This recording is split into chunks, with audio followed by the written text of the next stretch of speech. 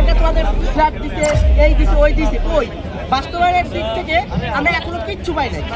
যে সত্যি কথা 2 মাসের ভাতা দিছে, শুধু তাও অনেকে পাইছে, অনেকে পায় নাই।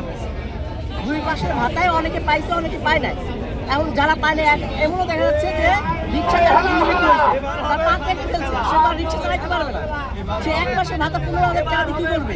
তাকে একটা বাস্তবায়ন করুন যে আপনারা কি বলছেন আমাদের পুনর্বাসন দিবেন বা কর্মব্যবস্থা দিবেন, কই কি চাচ্ছেন?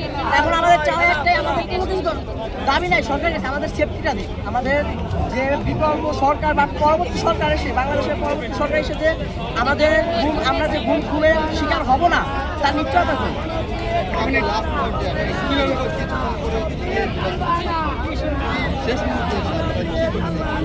আমরা চাচ্ছি যে জুলাই সড়কটা দিলে যে এটা কিছু ভুল আছে তারা সংশোধন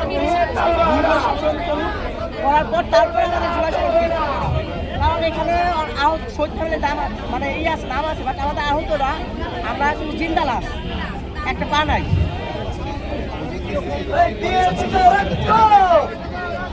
এটা কিভাবে এখন আমাদের চলতেছে দেখি তারা কি করে।